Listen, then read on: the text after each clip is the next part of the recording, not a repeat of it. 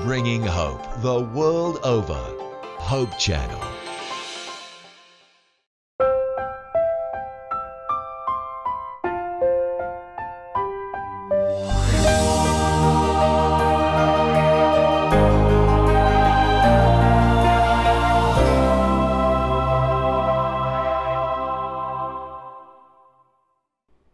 Magandang araw po sa inyo lahat, mga minamahal po namin mga kaibigan. Kami po ay tuloy-tuloy na nagpapasalamat sa Panginoon sapagkat amin pong nalaman na marami po sa inyo pinagpapala sa pamamagitan ng programang ito.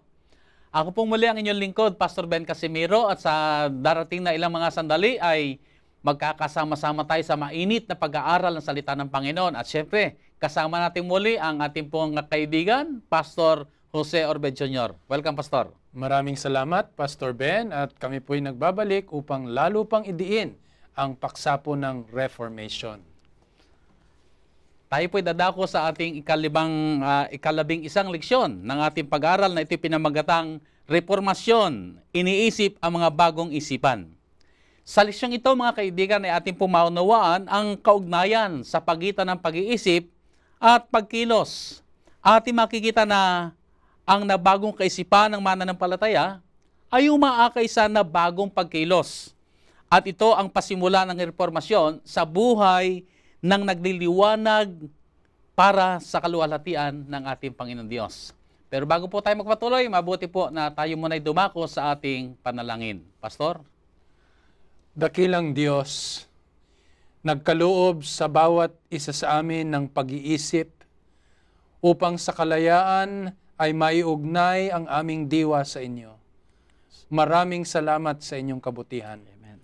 Batid namin, Panginoon, na sa ganito ring isipan, makikipagtunggali ang kaaway sa kabutihan.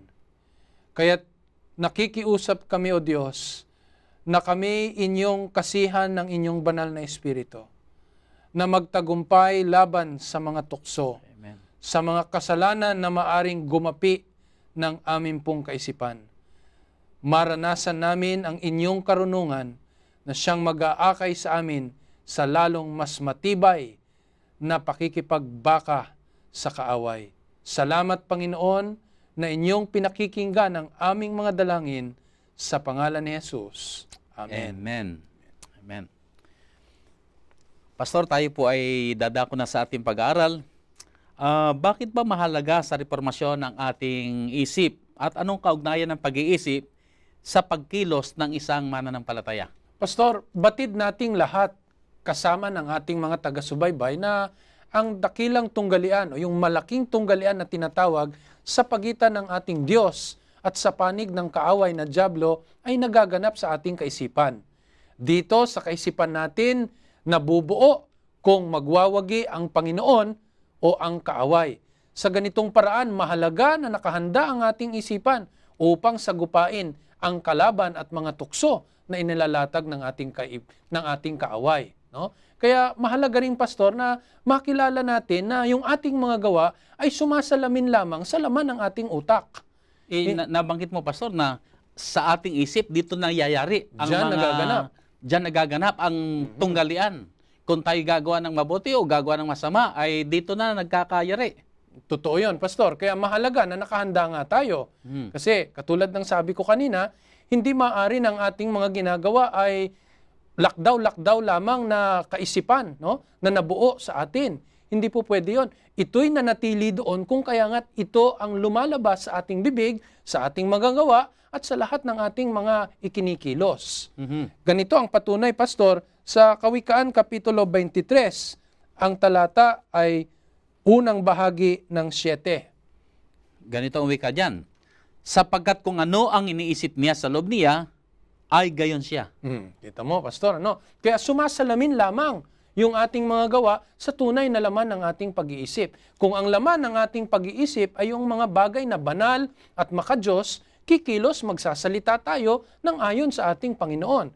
Pero pagka ang laman ng ating kaisipan ay mga kahalayan at kalibugan, lalabas yan sa ating uri ng pananalita, sa ating pagkilos, maging sa ating pananamit. Kaya mahalaga itong pag-iisip sa reformasyon. So palaging nakatugma yung ating mga kinikilos sa takbo ng ating pag-iisip. Tama yun, Pastor. may isang pagkakataon, Pastor, na ginawang pag-aaral na merong dalawang aso. Ano? Yung isang aso ay ginugutom at yung isang aso naman ay binubusog sa pagkain. Nang sila'y pagsagpangin, no? Eh siyempre, ang magwawagi yung busog at parating may kinakain kaysa doon sa gutom na mahina ang kanyang pangatawan. Bagamat mabangis at may unang sigla, sa kalaunan natalo ang ginutom na aso. Ganon din sa atin.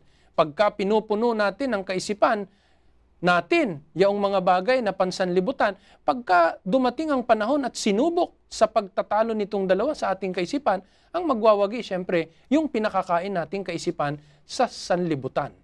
Dito sa ating pag-aaral, binabanggit yung salita mga pangungusap na by beholding, we become like Him. Totoo yun, So, Pastor. ibig sabihin nito, kapag ang ating Panginoong Sus ang laging laman ng ating pag-iisip, ay kumikilos na tayo na kagaya ng ating Panginoong Sus. Tama At tayo yan. patuloy na nauhubog sa larawan niya. Tama. Kung ano yung palagi nating ginagawa, dahil yun ang laman ng ating isip, ay sa patuloy nating paggawa nito, ito'y nagiging ating gawi. Totoo yun, Pastor. Alam mo, sa Hebreo, Kapitulo 12, kung saan ito'y binanggit, yung palang pagtingin sa ating Panginoon, hindi lang yung pagtingin na ginagamit ang mata, kundi lahat ng mga bagay sa palibot ay lumalabo upang tutukan yung object ng ating tinitingnan o yung nais nating tingnan. Kaya sa ganitong paraan, hindi lang basta titingnan ng Panginoong Hesus na para bang nakita na meron siyang mukha, may mata, may ilong, may bibig, kundi lahat ng ibang mga bagay ay tatalikuran natin upang lalo nating manamnam kung ano ang talagang nais nating makita sa ating Panginoong Hesus. Parang ito yung isang kumukuha ng larawan o ng picture, na meron siyang gustong kunan ng larawan na halaman o bulaklak na sa ganda ng kanyang camera ay talagang naipokus niya Tama yun. doon sa gusto niya at pagkatapos yung lahat na nakapalibot doon ay lumabo. Tama yan. At nung lumabas nga yung nung i-print ito ay talagang napakaganda. Opo. Sapagkat nakuha talaga yung gusto niyang i-focus. Sa photography, Pastor, ang pangalan niyan merong depth, Yung mga wala doon sa layer ng depth ay mas malabo kaysa doon sa tinututukan at nais mong ipahayag.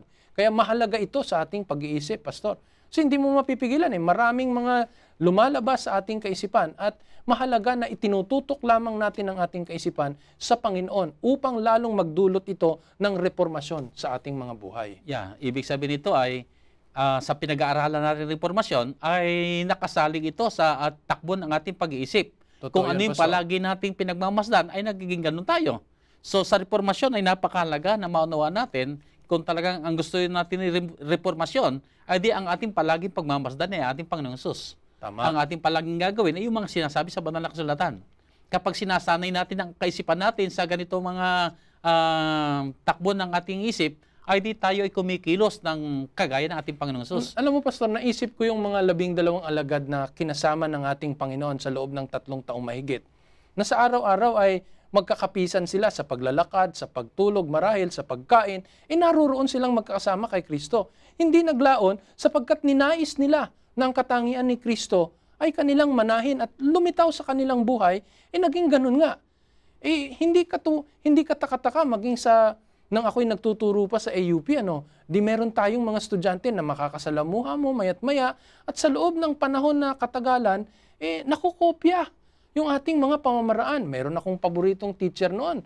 Meron siyang mannerism na pataas-taas ng ganun, ng kwelyo, Hindi nagtagal, araw-araw kong napapakinggan, naging teacher, hindi ka launa, napapaganon ka na rin, Kaya mahalaga pala ito na nakikintal sa ating kaisipan. Maging ang estilo ng buhok at pananamit, ito'y natutulad sa mga bagay na pinag-uukulan natin ng pansin dito sa ating kaisipan.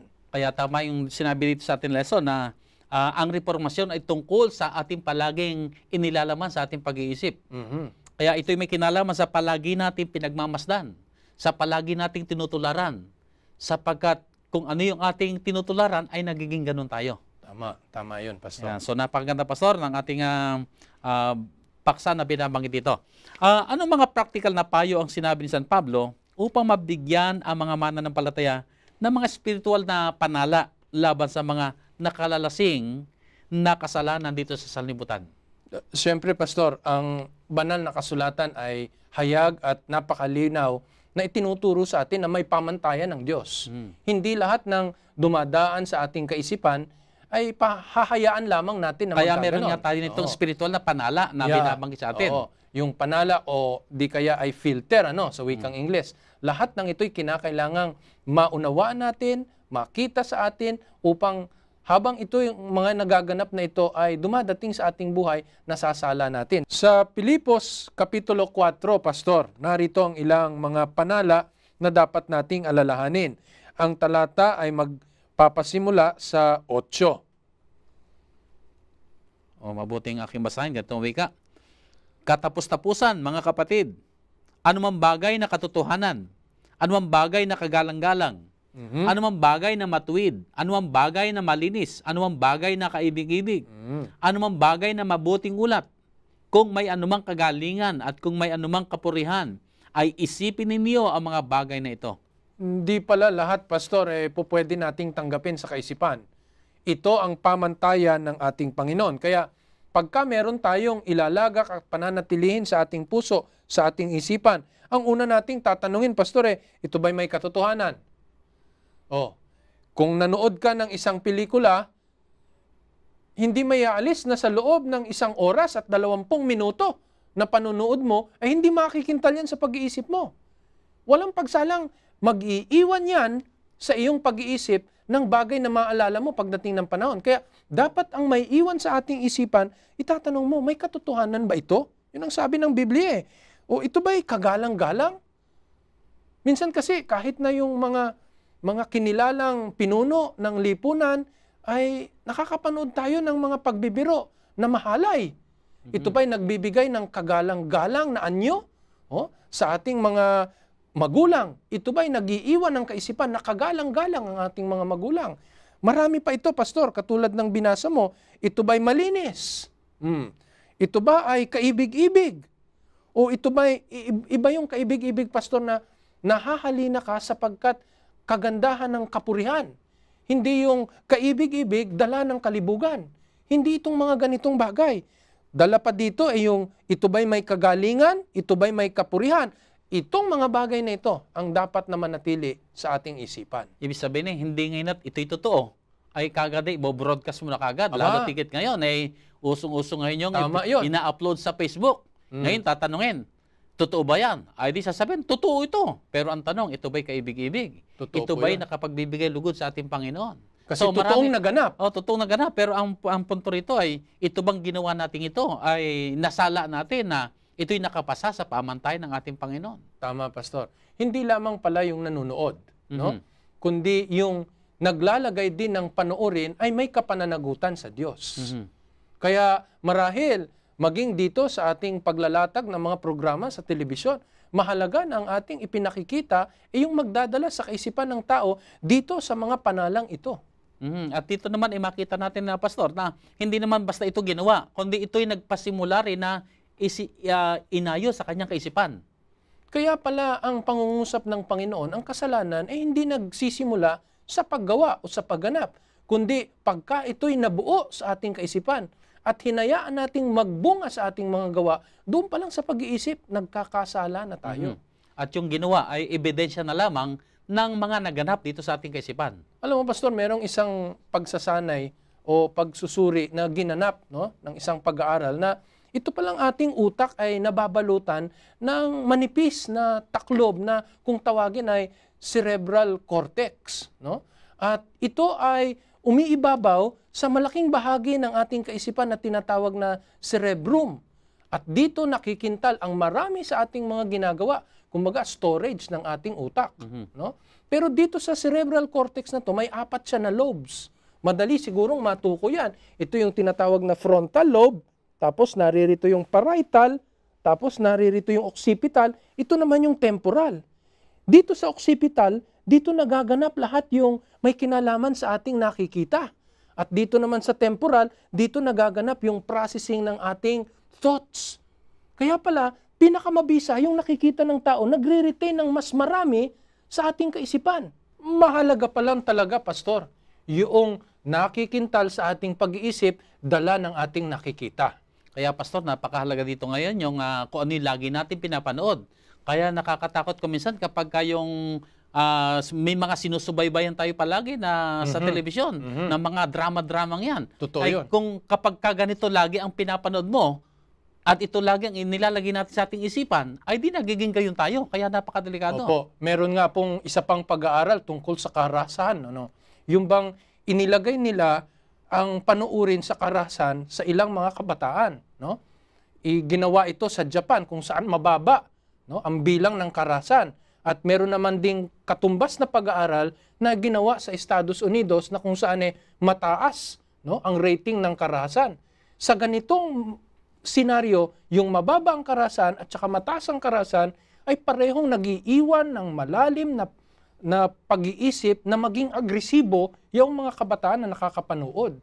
Kaya malaki pa lang nagagawa ng napapanood natin, Pastor, natatanim ng malalim sa ating kaisipan. Hindi lang yung napapanood, pati yung ating mga binabasa rin. Ano? Kasama yun. So, bantayan din natin kasi may mga babasahin din kuminsan na pahayagan na ang laman ay puro mga brutality, puro mga krimen. Ay pagka ganito lagi ang binabasa natin na mga immoralidad at mga nakapagpapababa ng ating spirito, ay magiging ganito rin tayo. Naalala ko, Pastor, nung mas bata ako, no? Pagka kami nakakakita ng humandusay na pusa sa lansangan at lumuwa yung mga laman loob, no? Ay talagang nakapanghihindik na. Pero ngayon, tingnan mo ang ating mga kabataan at ang mga tao sa kabuuan. Kahit na may makita na dyan tao, hindi pusa, no? Na nakahandusay, minsan nagiging parabang kinalyo na ang ating kaisipan na walang nakaririmarim na pakiramdam sa atin na ganito ang idinudulot sa ating sapagkat sila'y pag-iisip. nasanay na sa ganito palagi ang nakikita. Oy. Pero Pastor, hindi lang itong mga sa mata o sa nakikita o napapanood o binabasa. Maging yung mga pinapakinggan. Tama yun. Yan ay tumatanim din sa ating mga kaisipan. Kung ano yung palaging pinapakinggan, ay nagiging ganun Tama din yun, tayo. Pastor. Sa isa pang pahayag, ang maraming nagsasabi na wala yan sa musika na napapakinggan. Naroroon yan sa lyrics. No? Pero ang musika, kahit tanggalin mo yung lyrics, pwede kang dalhin sa pagkatakot. Walang lyrics yun. Pwede kang dalhin sa pagkasiya. Walang lyrics yun. Pwede kang dalhin sa isang kaganapan na talagang malulumbay ka o malulungkot ka. Kaya mahalaga yung talagang napapakinggan din natin, nakikintal sa ating pag-iisip.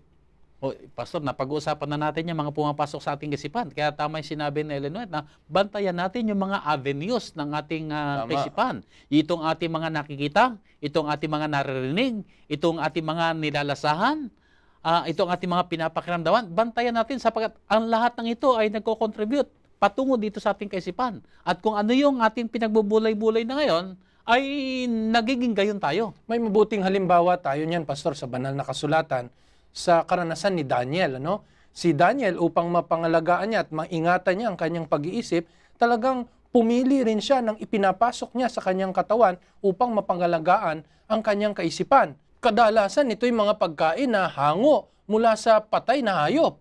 No? Pagka ito ang pumapasok sa ating katawan, Pastor, ang sabi, lalong humihina ang kapangyarihan ng ating pag-iisip na lumaban sa kaaway ng ating Panginoong Diyos. Ibig sabihin ay hindi na natin masyadong ma-distinguish yung tama at yung mabuti. Tama yun, Pastor. Yung mali sa masama. Totoo yun. Dahilan sa mga pagkain na ating kinakain. Malaki ang bearing, ang idinudulot ng pagkain sa kalakasan at kapangyarihan ng ating pag-iisip. Pastor, dito sa ating lesson ay binabanggit na yayamang tayo yung mga Kristiyanong nagsisipaghintay sa malapit ng pagdating na ating Panginoong Hesus, ay napakahalaga na bantayan natin ang anumang bagay na pumapasok sa ating isip. Kaya napakahalaga dito yung tinatawag na panala ng isip. At ito nga yung, Pastor, na binanggit mo kanina sa Pilipos Kapitulo 4 na piliin nating mabuti. Ito ba'y tama? Ito ba'y mabuti? Ito ba'y kaibig-ibig? Ito ba'y nakapagbibigay lugod sa Panginoon? Ang mga bagay nito ay isaalang-alang natin bago natin hayaang makapasok ito ng lubusan sa ating kaisipan. Sapagkat minsan pumasok ang mga bagay sa ating kaisipan, iyan ay nananatili. So kung hindi maganda yung ating pinagmasdan, ay darating at darating talaga panahon, maalala natin yon. Kaya napakalagang bantayan natin lahat ng maaring pagdaanan ng mga bagay na ating nakikita sa labas. Tama, Pastor. Alam mo, ang kaaway, Pastor, hindi naman mahalaga sa kanya na antimano sa iyong nakita, gagawa ka ng pagkakasala. Ang gagawin ng kaaway, mayat-maya, paulit-ulit, para pagdating ng panahon at ito'y kanyang ibangon na maguli, madaling malulupig ka ng kaaway sapagkat sa paulit-ulit na ito'y nakikintal sa isipan mo, lumalakas ang kapangyarihan nito na dalhin ka sa kasamaan. At dyan nabanggit natin kanina, yung pagkapaulit-ulit na ginagawa, ito'y nagiging habit. Oo. At yung habit na ito ang nagpo-form ng ating karakter. Tama. Kaya napakahalagang bantayan natin, salain natin. Hindi lahat ng mga bagay na ating nakikita sa ating kapaligiran ay makabubuti sa atin. Kaya nga binibigyan tayo ng ganitong paalala sa Filipos 4:8. Pastor, pagpapatuloy ng ating pag-aral, binabanggit dito yung pananggalang ng isip.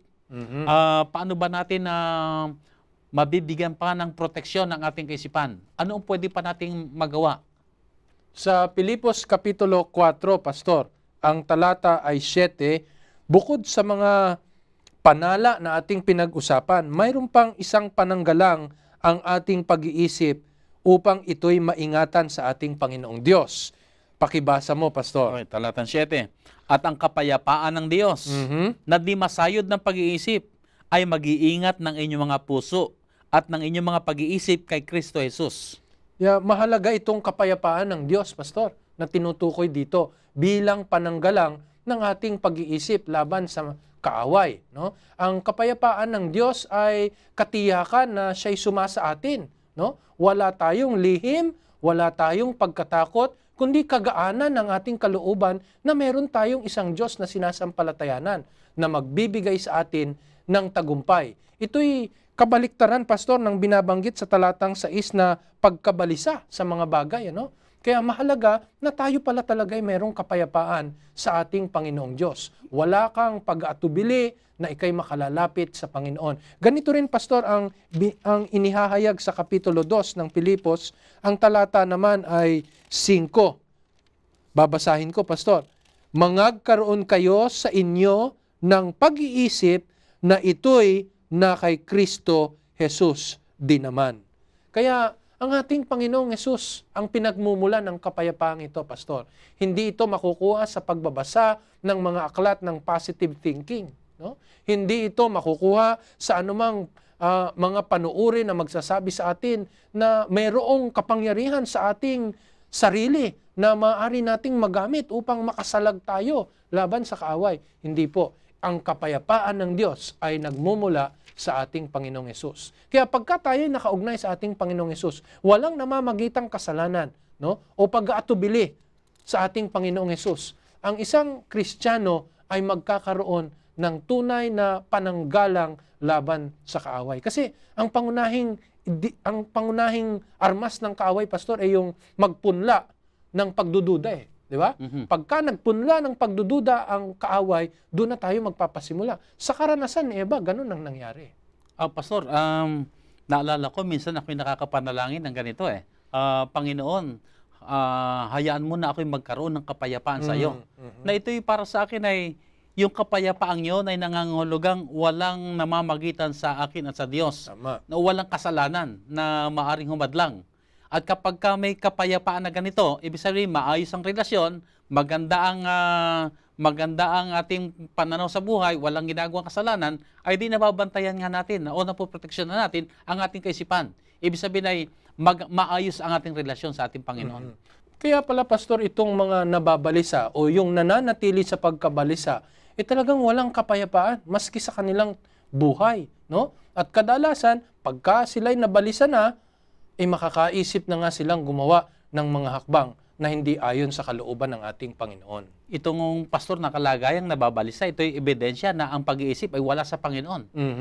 May mga pagkakataong kuminsan na pag may problema, yun na lang ang pinagtuunan ng ating pag-iisip. Totoo yun. At sa mamamalayan na lang natin na overwhelm na tayo ng problema at nakakaisip na ng kung ano-ano. Kaya ang pinakamaganda talaga ay magbaling tayo ng ating pag-iisip sa ating Panginoon. At kung alam nating mapayapa tayo sa Kanya, ay nababantayan ang ating pag-iisip laban sa mga masamang kaisipan. Amen. Amen. Pastor, alam mo, iniisip ko pa nga, kung buhay lang parati sa ating kaisipan na literal na naririyan ng Panginoon sa ating tabi, maraming mga kasalanan na hindi tayo magagawa eh.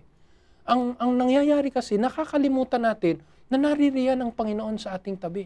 No? Minsan, iisipin ba nating magsinungaling kung nakikita natin ang kaamuan at pag-ibig ng Panginoon na naririyan sa ating tabi? Hindi natin maisip yun eh. Makakaisip ba tayo ng marahas, mahalay, at mga kalibugang bagay kung nakikita natin ang Panginoon sa ating isipan na puno siya ng pag-ibig at naroroon siya, no? Na nakabayubay sa krus nang dahil sa ating mga kasalanan. Ilalayo tayo nito sa tuwirang pagkakaganap ng mga kasalanan. Pastor, dito sa ating pag-aaral ay isa pa sa mabuting bagay na ating gawin para mabigyan ng pananggalang ang ating kaisipan ay yung sinabi ni San Pablo na dalhin sa pagkabihag ang bawat pag-iisip sa pagtalima kay Kristo. Yan ay makikita natin dito sa aklat ng Ikalawang Korinto, Kapitulo 10, no? Kapitulo 10, talatang 5, aking mabasahin, ganito ang wika, na siyang gumigiba ng mga maling haka at ng bawat bagay na matayog, na nagmamataas laban sa karunungan ng Diyos, at bumibihag sa lahat ng pag-iisip sa pagtalima kay Kristo. So, paano ba natin ito ipapaliwanag, Pastor? Itong dalhin ang mga pag-iisip sa pagtalima sa ating Panginoong Hesus. Ito isang pamamaraan para ang ating kaisipan ay mabantayan, maproteksyonan. Totoo yun. Alam mo, Pastor, itong mga katagang ito, yung tinatawag na pagkabihag sa pagtalima kay Kristo, ito'y maipapaloob lamang natin sa iilang salita na tayo ay nagsusuko, no, ng ating kaisipan sa ating Panginoong Diyos. Kasi ang ating kaisipan sa kalagayang makasalanan, Pastor, ay talagang gustong ganapin yung mga bagay ng sanlibutan, no? Pero pagka ito'y kinuha natin, itong ating pag-iisip ay inilagak natin sa kamay ng Panginoon at ito'y isinuko natin. Para bang sinabi natin, Panginoon, naririto ang susi ng aking kaisipan, no? Ikaw ang maghawak ng susi sa pintuan ng aking kaisipan na walang papasok dito, no? Na hindi magiging kasang-ayon ng kalooban ng Panginoon. Tama, Pastor. May mga pagkakataon ko minsan na ako'y nananalangin. Sabi ko, Panginoon, bantayan mo ang aking pag-iisip. Ayoko magkasala laban sa iyo. Ayoko makapagbulay-bulay ng mga bagay na makapipigati sa banal na espiritu. Pero bagamat nananalangin tayo ng ganito, ay ingatan din naman natin sarili natin. Huwag naman tayong pumupunta sa lugar na pwede tayong matukso. O pumupunta sa lugar na maaari tayong bumigay. O pupunta tayo sa mga lugar na sasabi natin, hindi natin maiwasan ngayon, na ang ating isip ay nadudumihan sapagkat kabi-kabi ang nakikita mo ay mga bagay na inaakay ka sa kasalanan. Anyo pa lang ng kasamaan, no? Lalayo na tayo. Yeah. Gusto ng Panginoong ingatan tayo, pero gawin din natin yung bahagi natin, huwag tayong pumunta sa lugar na alam mong pwede kang matukso. May mga anyo ng kasamaan. Oo. Yun.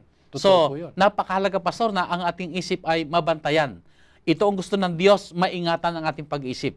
At ang solusyon ay yung kapayapaan ng ating Panginoon Hesus. At pagkatapos ang bahagi pa natin gagampanan, ay akayin natin sarili natin sa pagpapasakop sa kalooban ng Diyos. Pastor, hindi po ito nagpapakilala, lalong-lalo na sa ating mga taga-subaybay, na tayo'y nagdadala ng kaisipan na sa pagsusuko ng ating kaisipan ay Diyos na ang gagawa ng mga pagpapasya para sa atin.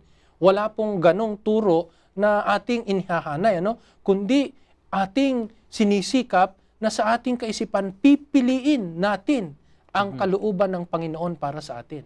Ang bahaging ginawa natin dito ay huwag nating ilagay naman yung sarili natin sa kalagayang maaari kang matukso. Ang Diyos ang siyang gagawa sa atin. Pero samantalang gumagawa ang Diyos na maingatan tayo, ay ilayo naman natin yung sarili natin sa mga maaari natin makita o mapanood o mapansin na tayo ay maaaring matukso. Sa matuling sabi, Pastor, tayo pa rin ang gumagawa ng pagpapasya. Diba? Tayo nagpapasya. Sa ginawa nating pagpapasyang yon, palalakasin ng Panginoon na yung pagpapasyang yon mananatili. Kasi alam niyang pwedeng magbago eh. Pwedeng magbago. Kaya pag sinabing isinuko natin sa Panginoon, gawin natin yung pagpapasya. Lumugar tayo na hindi tayo dadalhin sa kasalanan. At pagka nagawa natin yon, lalong patitibayin ng Panginoon yung pagpapasyang yon. Tama, Pastor. Pero bukod sa pag-iisip, ang reformasyon ay sumasaklaw sa maraming aspeto ng buhay ng tao. Totoo yun. At napakabuti, Pastor, na ating tunghayan dito sa unang Tesalonica, Kapitulo 5, sa talatang 23 ay ganito ang wika. At pakabanalin kayong lubos ng Diyos, din ng kapayapaan, at ang inyong espiritu, at kaluluwa, at katawan, ay ingatang buo na walang kapintasan sa pagparito ng ating Panginoong Hesukristo. Dito, Pastor, ano ba ang kaugnayan nitong espiritu, kaluluwa, at katawan sa talatang ito na aking binasa? Pastor, sinadyang ihanay ni Pablo ang mga salitang ito upang dalhin sa kaisipan ng mga katutubong Griego na hindi po pwedeng paghiwalayin ang kaluluwa o ang pagkatao na ipinagkaloob sa atin ng Diyos. Katulad ng kanilang iniisip sa kaisipan ng duality na po pwedeng ibukod ang kaluluwa, yung tinatawag na soul, doon sa kanilang katawan. No? O sa ibang salita pa niyang pastor ay maaari kang ang kaluluwa ay nagpapakabanal pero ang katawan naman ay Totoo yun. sa Totoo yun. Pero kasalanan. hindi ganon ang kaisipan po ng reformasyon, Pastor. Sa reformasyon, nilalang tayo ng Panginoon na kabuuan ng lahat ng aspeto ng ating buhay. Naririyan yung mental, naririyan yung physical, emotional, maging yung ating kalagayang espiritual. Ito ay sa kabuuan at ito ang tinatawag na buhay na kaluluwa. Sa ganitong paraan, hindi po pwedeng maihiwalay. Pagka nagkasala ang ating kaisipan, ito'y dadamahin ng lahat ng aspeto ng ating pangangatawan. Pagka nagkasala tayo sa kaisipan, Pastor, apektado dyan yung ating relasyon sa Diyos, hindi ba? Espiritual. Apektado dyan yung ating katawan. Kaya nalulugmok tayo, nawawalan tayo ng gana sa mga bagay na karaniwan na nating ginagawa. At pati yung ating pakikitungo sa kapwa, yung social at yung ating damdamin, emotional, ay naaapektuhan din. Kaya nais ng Panginoon na pagka ginanap natin ang kanyang kalooban, sa kabuuan ng ating pagkatao, ito'y ginaganap din natin para sa ating Panginoong Diyos. Ibig sabihin, ang gusto ng ating Panginoon sa reformasyon na ating pinag-aaralan ay hindi lamang doon sa isang aspeto ng buhay natin. Na halimbawa, sabi natin, ako'y nagre-reform na ako ngayon, kaya ako'y nag-vegetarian. Isang aspeto lamang yon. Pero kamusta naman yung ating pananaw sa iba pang aspeto ng ating buhay? Tama yun. Sa ating pananaw sa buhay. So, ang gusto ng Panginoon, kabuuan. Ang isa pa dyan, Pastor, yung kaisipan na tao lamang ako di ba? Napakinggan mo yung mga linyang ganyan, yung laman, ay mahina, pero ninanais ng tinatawag nilang kaluluwa. Hindi po pwedeng ganito. Pagka ang Diyos ay nagsangkap sa atin ng katwiran, ng kabanalan, upang ganapin natin ang kanyang kalooban dito sa ating pag-iisip, lahat ng ito na nakaugnay sa ating pag-iisip ay dinadala rin ng Panginoon sa tagumpay. At ang gusto ng ating Panginoon dito sa reformasyon, na gusto na niya na maging karsa natin, ay masaya rin tayo. Totoo yun. Hindi lamang yung parabagang, ito lang kasi ang gusto ng Diyos, kaya napipilitan akong gawin ito. Ang gusto naman din ng Diyos ay sa ating reformasyon na ginagawa, ini-enjoy natin ito. Tama. Sa ating pangangatawan, tayo lalo nagiging mas malusog, edi nag-enjoy tayo lalo. Sa ating kalusugang pangmental, sosyal, ay di mas maganda ang ating pakikitungo sa ating kapwa, maganda ang ating pananaw sa ating buhay, higit na ikabubuti natin. Hindi pala po pwede, Pastor, yung iniisip mong dinadala ng Panginoon ang kaisipan mo sa reformasyon, binabago ang kaisipan mo, pero wala kang magandang ugnayan sa iyong kapwa. Hindi ka kinalulugdan na makasama ng iyong kapaligiran ng mga tao na yung kasamahan mo sa gawain. kinakainisan ka. So, pag sinabi natin tayo na sa reformasyon, ay ang ating buhay ay paganda ng paganda. Kinagigiliwan tayo sa ating pakikitungo sa ating kapwa. Nalulugod ang Diyos sa atin sapagkat maayos ang may kapayapaan tayo sa Kanya. Yung ating mga kalusugan na ini-enjoy nating malakas tayo, masigla. Sa emosyon, walang mga silakbo ng galit. Nandoon yung reformasyon na gusto ng Diyos. Mahubog sa atin. Holistic talaga, Pastor, ang approach sa reformation. Tama. Kaya yun ang gustong idiin ng mga talata o ng mga katagang binasa natin. Pastor, sa huling bahagi ng ating pag-aaral ay dito makikita natin inilarawan ang ating Panginoon Jesus na siyang ilaw ng sanlibutan. Tingnan natin sa aklat ng Juan, Kapitulo 8, sa talatang 12, ay ganitong wika. Muli ngang nagsalita sa kanila si Jesus na sinasabi, "Ako ang ilaw ng sanlibutan. Ang sumusunod sa akin ay hindi lalakad sa kadiliman, kundi magkakaroon ng ilaw ng kabuhayan." Ano mga bagay na dapat gawin ng mga tagasunod ng ating Panginoong Jesus upang kanilang maihayag ang kanyang liwanag sa sanlibutan? Pastor, mismo sa bibig ng ating Panginoong Jesus, ipinaalala niya sa atin na ang ating mga buhay ay kinakailangang maging tanglaw, na nakalagay sa tugatog ng burol upang makita ng mga tao. Nangangahulugan na habang sinasalamin natin ang liwanag ng sanlibutan na siyang ating Panginoong Hesus, ipinamumuhay din natin yung kakaibang paraan ng pamumuhay na mahahayag ang ating Panginoong Diyos. Pakinggan mo, Pastor, ang salita ni Pablo sa Roma Kapitulo 12, ang talata ay 2. Babasahin ko, Pastor. At huwag kayong magsiayon sa sanlibutang ito, kundi mag-iba kayo sa pamamagitan ng pagbabago ng inyong pag-iisip, no? Upang mapatunayan ninyo kung alin ang mabuti at kaaya-aya at lubos na kalooban ng Diyos. Kaya maliwanag, Pastor, na itinuturo sa atin na pagka inilagay natin ang isinasalamin nating tanglaw mula sa Panginoong Diyos, sa paraan ng ating pamumuhay ay mahahayag ang ating Panginoong Diyos. Maiingatan ang ating pag-iisip sapagkat ito ang ating magiging paraan ng pamumuhay. Hindi yung katulad ng ang ating pamumuhay ay hindi maiiba sa paraan ng pamumuhay ng sanlibutan. Ibig sabihin mapakahalaga, Pastor, na malino na makita sa ating buhay ang kaibahan ng buhay sa sanlibutan. Tama. Kung ang buhay sa sanlibutan ay ang kanilang palaging ginagawa ay kalayawan, pero tayo namang mga may pag-iisip na kagaya na sa ating Panginoon Jesus, ay nandoon naman yung ating pagmamalasakit sa gawain ng ating Panginoon. Tama yun. Kasi pagka tayo ay nasa Panginoon, kikilos tayo ng kaibahan sa sanlibutan. Ang ating pag-iisip, gaganapin natin ito sapagkat kakaunti ang ating panahon, darating na ang Diyos. Kaya malino din ang sinabi nga ng talata na huwag tayo makiayon, kundi ipakita natin yung kaibahan. Pastor, babalikan natin yun sa lahat ng aspeto, magiging kaiba ang ating paraan ng pamumuhay sa sanlibutan. Bagamat naririto tayo sa sanlibutan, hindi tayo magiging kaayon ng sanlibutan. Bigyan kita ng ilang mga halimbawa, Pastor. Sa Kolosas, Kapitulo 3, no? Babasahin mo ito, Pastor, para sa ating mga taga-subaybay. Kolosas, Kapitulo 3, ang talata ay 1 hanggang 2. Diyan makikita mo na kinakailangang merong pagkakaiba. Ganito ang wika dyan sa Kapitulo 3, talatang 1 at 2. Kung kayo nga'y muling binuhay na kalakip ni Kristo, ay hanapin ninyo ang mga bagay na nangasa itaas, na kinaroroonan ni Kristo, na nakaupo sa kanan ng Diyos. Ilagak ninyo ang inyong pag-iisip sa mga bagay na nangasa itaas, huwag sa mga bagay na nangasa ibabaw ng lupa. Kita mo, Pastor? Habang nakatuon ang pag-iisip ng sanlibutan sa mga kalayawan, sa mga kalibugan, sa mga kayamanan na pag-ibig sa salapi, no? Tayo naman, nakatuon tayo, naglalagak tayo sa langit.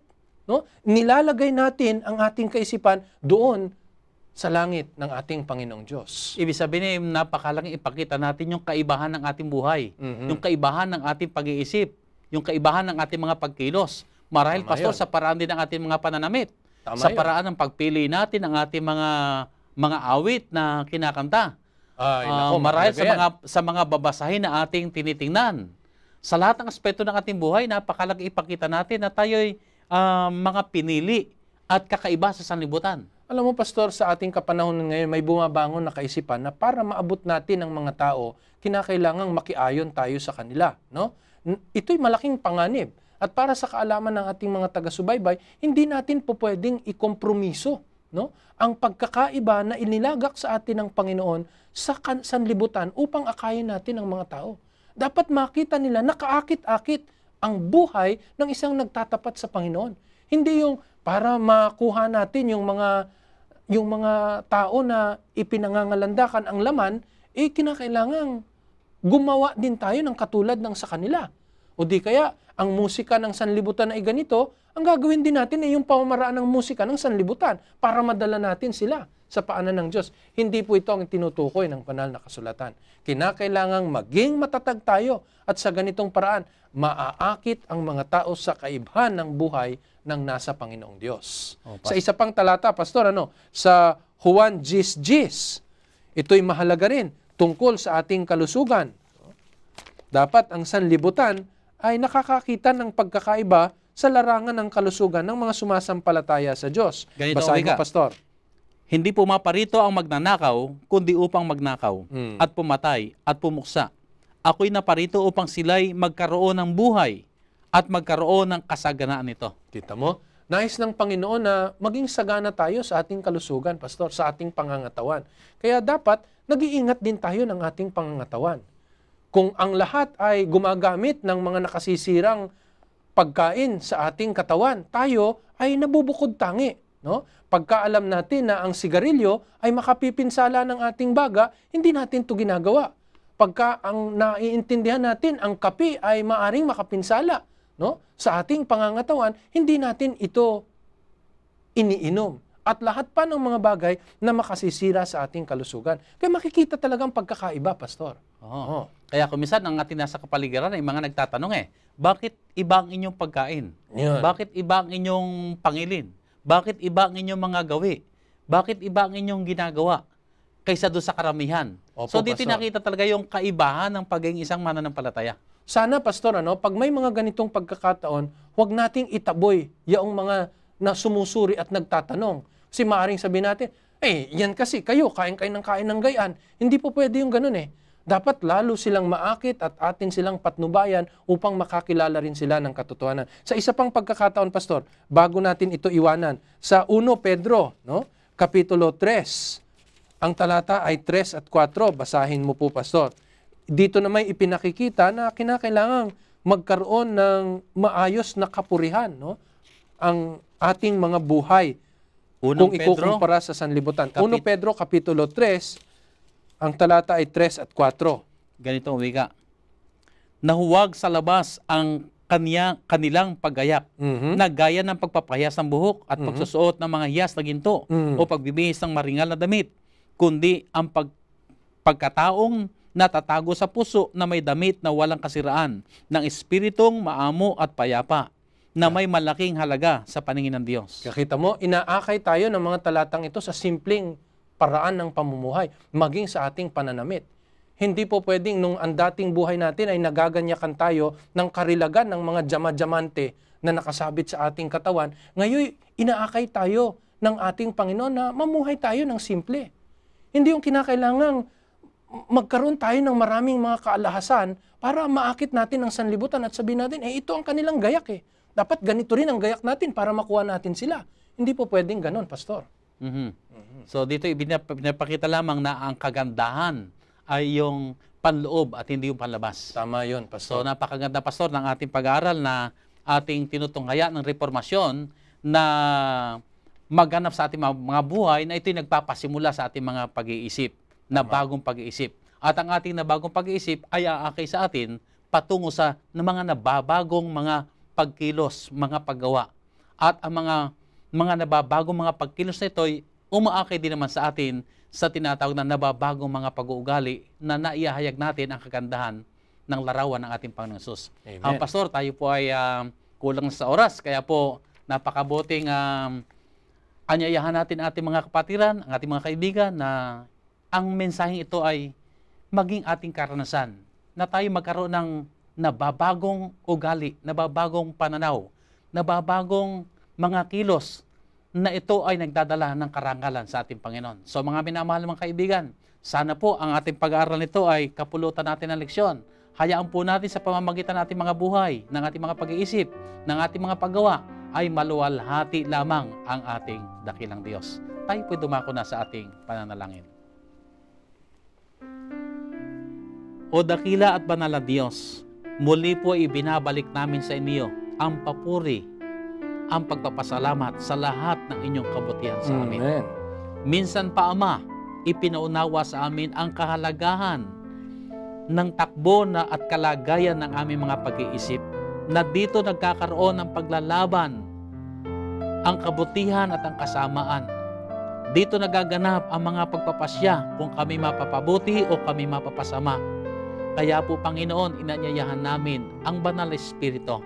Manahan po sa aming mga pag-iisip. Siya ang maging laman ng aming mga pag-iisip. Siya ang masunod at hindi ang aming mga sariling kagustuhan. Sapagkat kung aming pungahayaan lamang ang aming mga pag-iisip na dumaloy ayon sa takbo ng sanlibutan, kami po'y tiyak na mapapahamak lamang.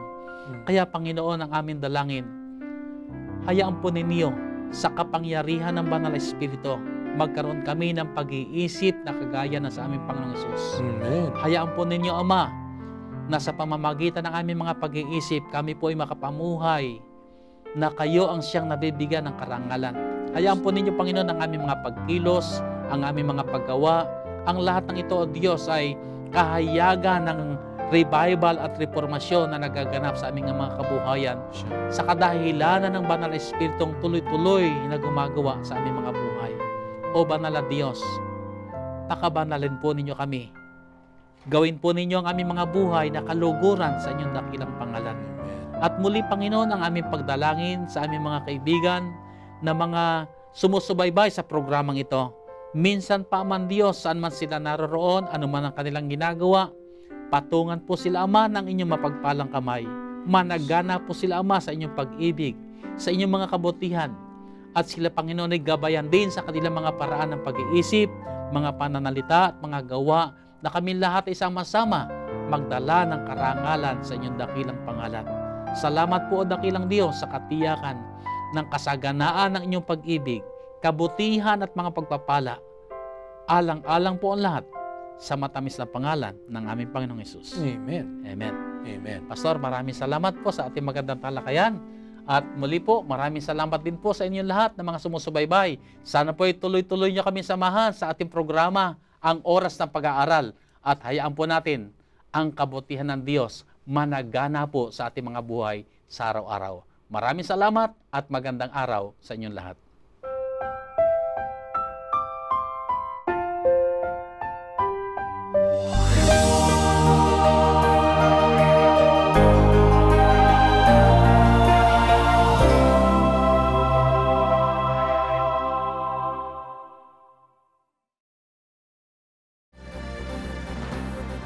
Presenting the best news in the world.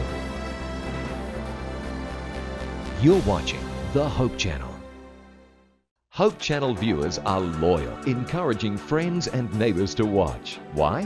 Our viewers believe that Hope Channel not only enhances living, but changes lives through its compelling lineup of programs.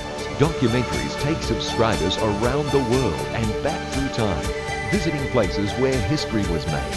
Fascinating biographies open up the lives and times of people who made a difference. Travel programs transport the viewer around the world, demonstrating how people work together to make a better planet. Inspirational programming challenges viewers to experience the joy of discovering faith values and offer spirituality as an important part of a balanced lifestyle. Health and lifestyle programs teach disease prevention and make healthy living simple and attractive. Hope Channel programs provide invaluable support for developing healthy relationships and strong communities. Welcome to donor-supported Hope Channel. You are cordially invited. Every Saturday, Seventh-day Adventists around the world meet together to worship God, and we invite you to join us in Sabbath worship. The first part of our worship service focuses on in-depth group Bible study. We call this the Sabbath School. The Divine Worship service features the Bible preaching service led by the pastor or a local elder. The entire service features prayer, enthusiastic singing, music, and fellowship. We extend a warm invitation for you to join us.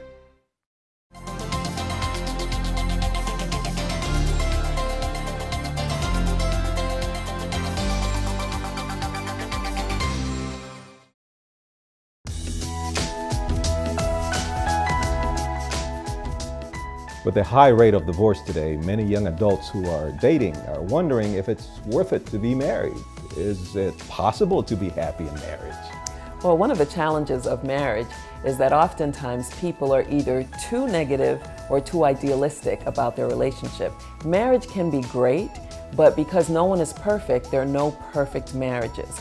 So couples need to learn that there will be bumpy times as well as great times. And because of that, they need to realize that people will make mistakes. And so you need to learn to be forgiving, understanding, and realize that there's no perfect marriage because there are no perfect people. But if you are aware of that fact and you know that marriage is difficult, then you can prepare yourself and respond in a way that's constructive and that can build your marriage.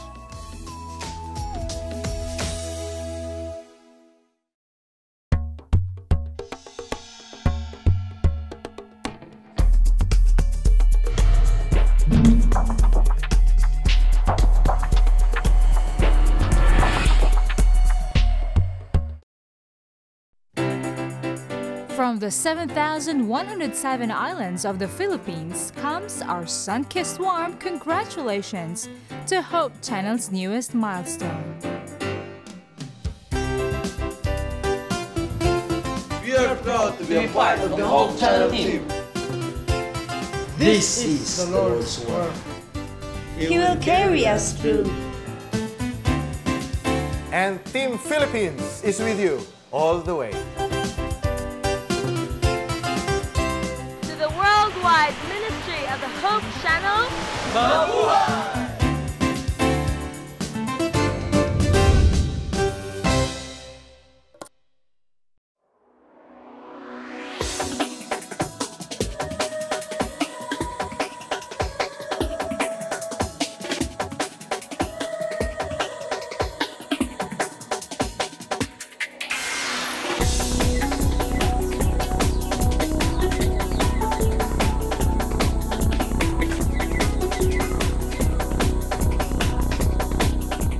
Have you ever wondered if all the money spent on television is worth it?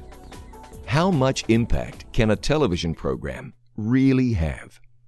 In the early 1970s, Pastor Henry Feyerabend was invited to work with the Portuguese-speaking community in Toronto, Canada. There were approximately 250,000 Portuguese-speaking people in that city, and at that time, there was no Adventist presence among them. God impressed Pastor Feyerabend to create a television program to reach this group. TV stations at that time did not focus on multicultural programming, and it was nearly impossible to get television airtime. But after much persistence, Pastor Feyerabend met a man that had purchased half an hour on television. Pastor Feyerabend pestered the man over and over again until he was finally offered 5 minutes on each program for the outrageous total of $4,000. I think he gave him that price thinking that Pastor Henry would have walked out the door and said, "This is ludicrous." Henry said, "Where's the contract? Let me sign it."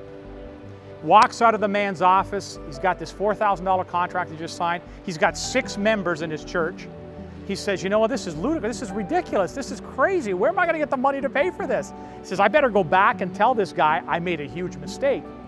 But then he stops midway and he says, "But what if this door is being opened by God?" Anyway, he decides to head back to this little Ukrainian church that this Portuguese group was renting a room there. He goes to the mailbox as soon as he arrives at the church, and in the mailbox is a letter addressed to him personally. He thought that was kind of strange. He opens this envelope. Inside is a note from a friend he hadn't seen in 20 years. The gentleman's name was Dr. Edgar Latimer from Massachusetts. A little note in there simply said, "Henry, I thought you might need this. Enclosed is a $1,000 check." By the end of the week, another $3,000 had come in. Now the entire series of telecasts could be completely paid for. Now the focus began on, well, what am I going to do in 5 minutes? I mean, for those of you that do television, you know that 5 minutes on television, that's 140 words a minute, that's 700 words. It's not a lot of time. After much thought and consideration, Pastor Feyerabend decided he would speak on the topic of prayer. Those first 5 minutes were live, and in the 700 words he spoke, he said, "Some people tell me God is dead, but I know He is alive because I just spoke to Him." That resonated with his audience. The program comes to an end. Pastor Henry says, if you're watching this program and you'd like to receive a Portuguese Bible, call the number that appears on the screen right now. And after that telecast, we got 28 requests for Bible studies. Among the 28 callers, there was a very special couple. Well, that couple was my mom and my dad.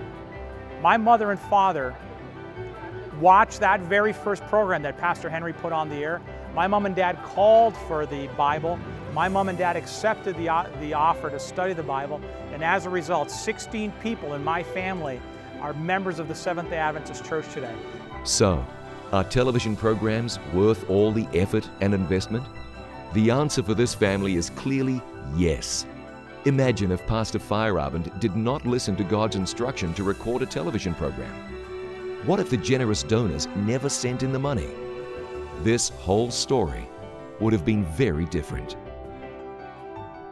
Pastor Bill Santos's family still watch the It Is Written programs. And they watch and they see that their son is now the speaker on that program. You see, because I also speak on the Portuguese program.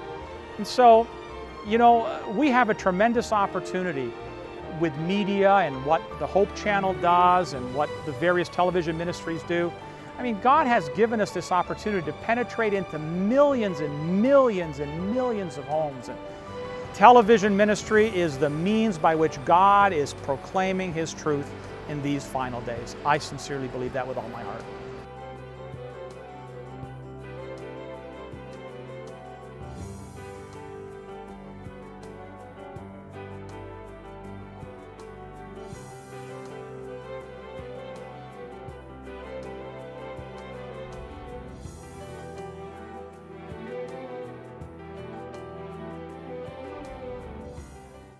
Every project, every shooting, every dream that comes true comes with a price, hard work. But with every production, every script, every realized dream comes a renewed heart and life. For every broadcast, every sermon, every song, there is an opportunity to reach hearts. All of these are part of the great mission of life, to plant hope.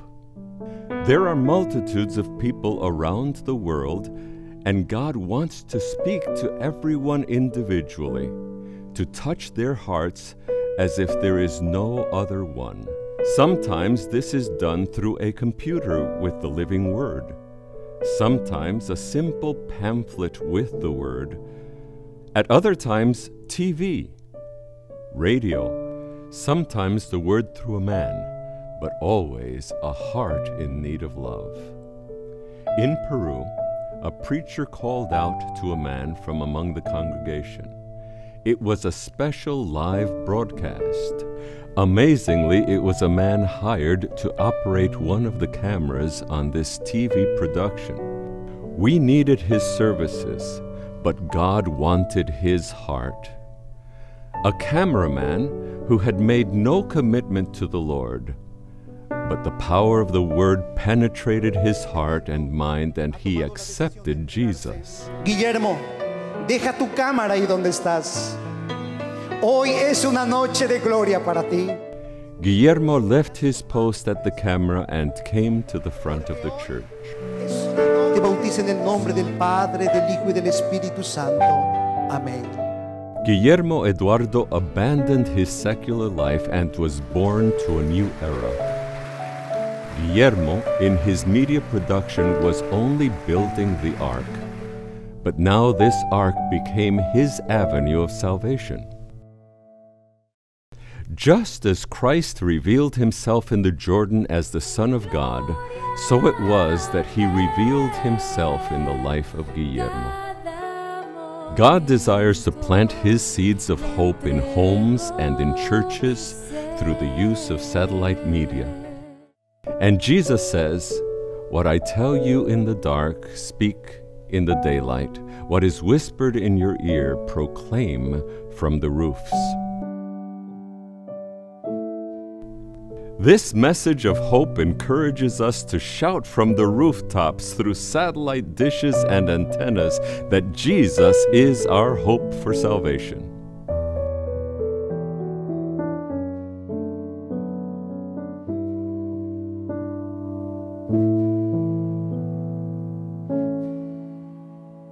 You are cordially invited. Every Saturday, Seventh-day Adventists around the world meet together to worship God, and we invite you to join us in Sabbath worship. The first part of our worship service focuses on in-depth group Bible study. We call this the Sabbath School. The Divine Worship service features the Bible preaching service led by the pastor or a local elder. The entire service features prayer, enthusiastic singing, music, and fellowship. We extend a warm invitation for you to join us.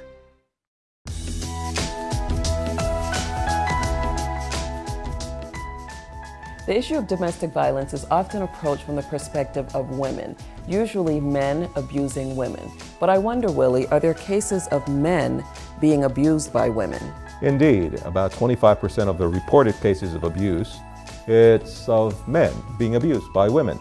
Of course, the larger portion is women being abused, 75%. And every time it happens, it's a serious matter, and we need to take it seriously. If people tell us they're being abused, we need to believe them.